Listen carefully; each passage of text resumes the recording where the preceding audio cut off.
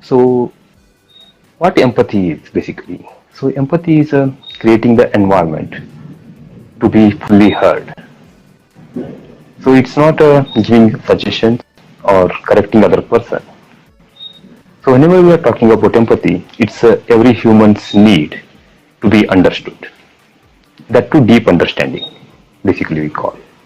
So there's four roles, I guess, or maybe three. There's the facilitator, so the person kind of tracking the time and keeping the circle on track. Then there's the active speaker, who's the person sharing their thoughts on whatever the topic might be, which I think for today, we're just going to do, well, it is night for you, I think, for me morning.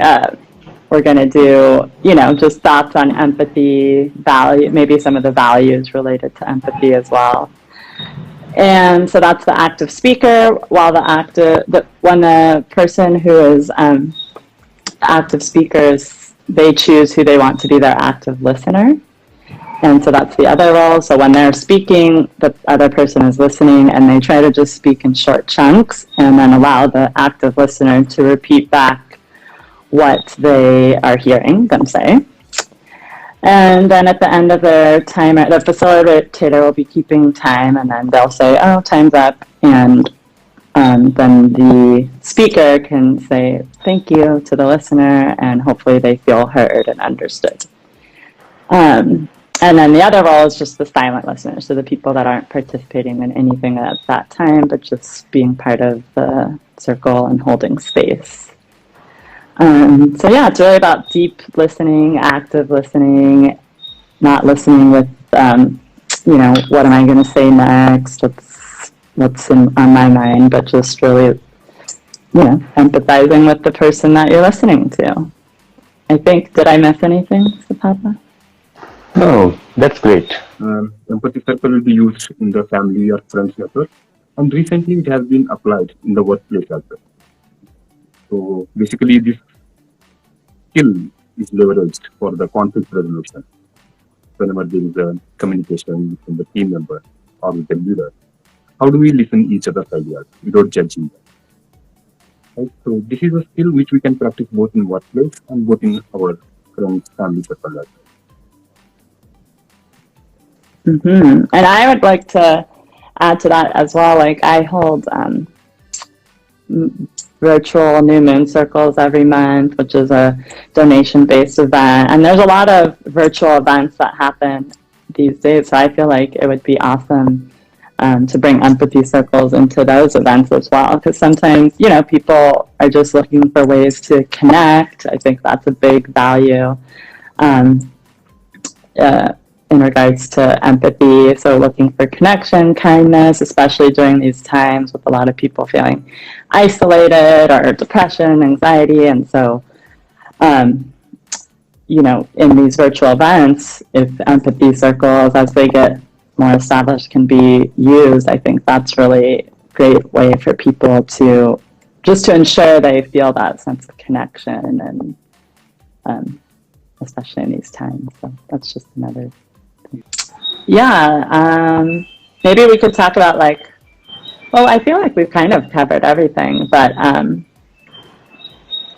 just maybe why it's important to do empathy circles or practice empathy. Yeah. What are your thoughts on that? Yeah, I mean, what I really liked about this empathy is the one sentence, right? It's a brave space, but not a safe space, what I heard last time. So it's basically between the conflict resolution, I see, because everyone wants to be feel heard, and we are so habituated to reply back. What is our thought, or how do we correct other person? Or sometimes we'll think it's just the offense is coming to us, other person is trying to blame us, right? And we try to support ourselves. We try to make sure that our point of view is right. So instead of that, empathy will give the equal opportunity. That's the mutuality, what I have learned last time, right? So every person will get equal opportunity to express their views. And as a silent listener, we should not go into correcting them or judging them. And in that way, we fully hear other person's point of view. And that will enable us to connect with the other person, right? So when our turn comes as a speaker, that time we can bring what is our point, and the other person will be listening to our point of view. So this is a practice basically we all have to do in our normal life, but we are so habituated, right, to respond back because of our triggers. So that point I really liked. So I feel this is really great technique, skill, which we can leverage in both personal and professional life. And I see it's a lot of benefit even in my personal life.